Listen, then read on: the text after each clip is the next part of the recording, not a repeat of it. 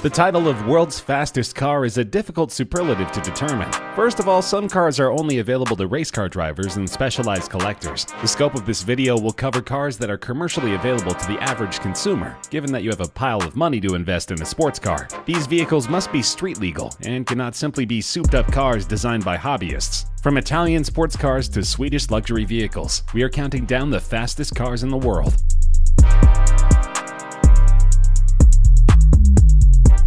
Known as one of the most iconic Italian wedge cars, the Lamborghini Countach was first conceptualized in 1970. The infamous Italian design house Bertone was behind the sleek, futuristic shape and remarkable performance. The Countach made its public debut at the 1971 Geneva Motor Show. The design of the ultra-low two-seater sports car took the world by surprise. Its most captivating parts were, of course, the scissor doors, swinging up and forward. Over the years, these famous doors have become Lamborghini's trademark, right up to the latest Murcielago. But in 1982, Lamborghini opted for a full redesign. The first new Countach was the LP500S. Ferrari had unveiled their Boxer, which was faster than the Countach LP400S, so Lamborghini had to do something. They tried a turbocharged version of the 4.0-liter engine, but because of cooling problems, this project was abandoned at an early stage. Another option was tried out, but in the end, the best thing to do was to increase the displacement up to 4,754 cc by enlarging both the bore and stroke. The resulting LP500S had a top speed of 182 miles per hour, making it one of the fastest cars in the world. Only 321 were produced, and the cars are still highly collectible. Ruf Automobiles made its name by using unmarked Porsche chassis and filling them with their own motors and hardware. The Ruf BTR represented the German manufacturer taking a stab at the Porsche 911. Many Ruf BTRs were given the roof treatment to the outside, which was a body kit which had been in development over Ruf's previous Porsche models, along with the appearance of the famous single-piece forged alloy wheels. The bodywork involved deeper bumpers front and rear, and thicker set side skirts. The car was available in either turbo body, with the flared wheel arches of the 930, or narrow body, with the standard 911 wings. The car boasted a turbocharged flat six built from the Porsche 911 Turbo's engine block. The 3-liter version produced a stout 325 horsepower, while the slightly larger 3.4-liter unit that emerged in the later years pumped out an impressive 369 horsepower. The BTR maxed out at 190 miles per hour, even faster than the Porsche it was modeled after. Though BTR is well known among car enthusiasts, it represents a very specific niche in the auto world. Factory records were lost, but Ruf estimates that it only made between 20 to 30 of these models. Manufactured by German luxury car brand Porsche from 1986 to 1993, the 959 was a complete game-changer when it was released. Upon unveiling the vehicle, it was probably the most technologically advanced car in the world. It had not one but two turbochargers. It made 450 horsepower from just a 2.85-liter engine. It did 0 to 60 miles per hour in 3.6 seconds and topped out at 198 miles per hour. Still impressive figures today. It had computer-controlled variable all-wheel drive. It had driver-adjustable ride height and suspension settings, along with a number of electronic systems which were advanced for the time. Consumers are quite used to these kinds of systems today, but this was radical 30 years ago. Each one of these technologies would have been a big deal at the time. Porsche, then still a relatively small car company, bundled them all together at once. Like most every Porsche ever created, the exterior design of the 959 looks a lot like the 911. It has the same roofline, thick hips, and sloping nose that Porsche fans know and love, but the 959 is bigger and meaner in most every way. The nose is essentially a cheese grater, with its collection of holes, vents, and grills. The body is several inches wider to make room for the wider track of the all-wheel drive system, and that tail is longer to make room for new cooling equipment and that big integrated spoiler. We've already explored the Ruf model on this countdown. The BTR design was the first car to put them on the map internationally, but the CTR is undoubtedly one of their most classic automobiles. With an integrated roll cage, this was a car that was meant to push the limits of casual motoring to their most extreme. The car maxed out at 213 miles per hour, making it by far one of the fastest commercially available cars at the time. Nicknamed the Yellow Bird for its canary yellow finish, the CTR is a force to be reckoned with. Introduced for the 1987 model year and based on the Porsche 911, the CTR featured an enlarged and highly tuned version of Porsche's 3.2-liter flat six-cylinder engine, lightened body panels, upgraded suspension and braking systems, a custom-designed transmission, and several unique trim pieces, such as polyurethane bumpers, and the use of the side-mounted oil filter necessitated by relocating the oil tank forward to clear the intercooler on that side. Alcantara is the upholstery of choice both for its aesthetics and weight-saving properties, that in combination with leather and carbon fiber give the cockpit a balance between modern and retro design. The seats are made of carbon fiber, and the pedals from aluminum. A 3-spoke steering wheel is a further nod to the car's racing pedigree, as are the analog dial type gauges and a green typeface.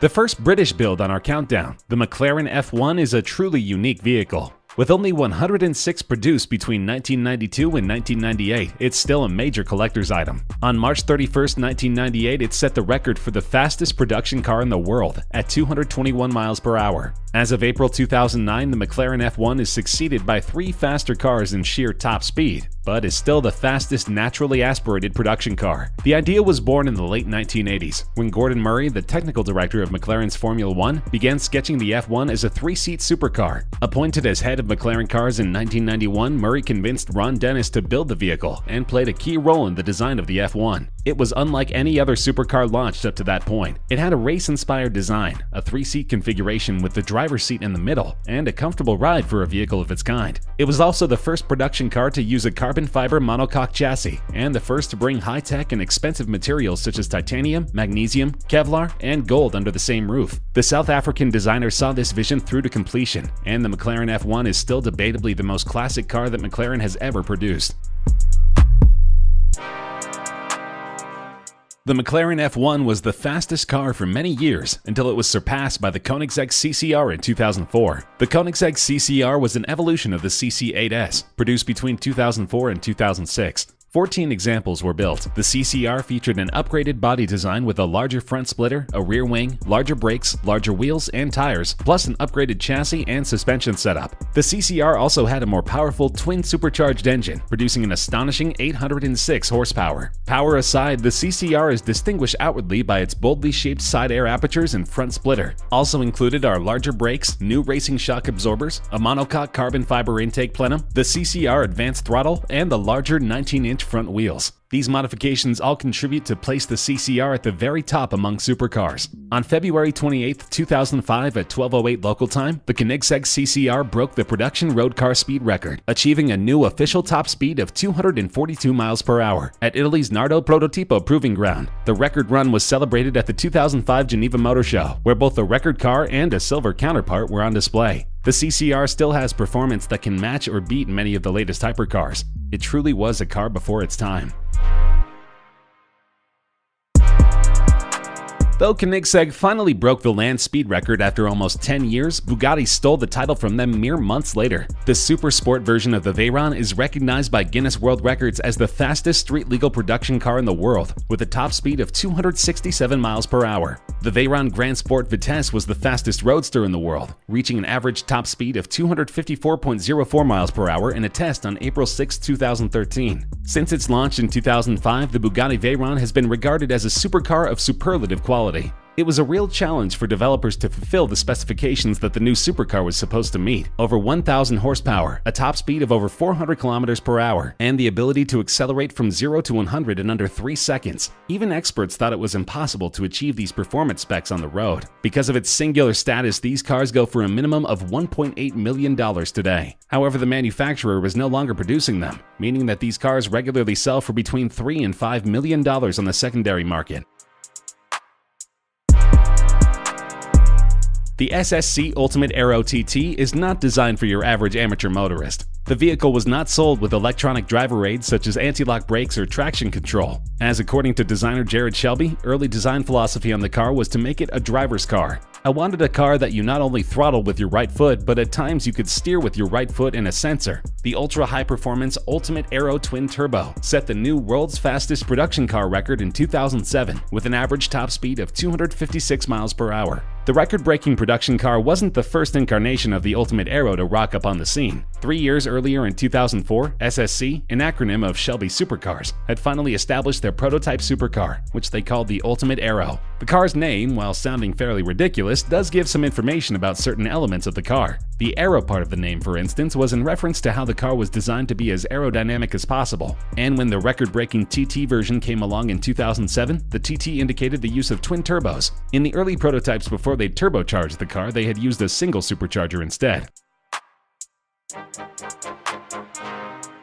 That's right, there are 2 Bugatti Veyrons in the top 5 fastest cars in the world. Though its top speed at 258 miles per hour is only 5 miles per hour faster than the previous model, it was enough to knock the SSC Ultimate Aero out of the top spot. No vehicle of the 21st century has created such a stir as the Bugatti Veyron, because no vehicle in the 21st century has produced performance figures like the Bugatti Veyron. Like the Ferrari Testarossa and Lamborghini Countach, this car would become a fixture on many a child's bedroom wall, inspiring future generations of automotive enthusiasts and speed freaks. Nearly 6 years would pass as the Veyron went from concept to production, and there must have been tears in the eyes of those who worked on the car when the production version finally appeared at the Tokyo Motor Show in October 2005, where they had achieved what many thought to be impossible. With the 2010 upgrade, Bugatti packed the engine with even more power and allowed customers to customize their vehicles until the model was discontinued in 2015. Rest assured that the Veyron will remain one of the world's most collectible cars for decades to come.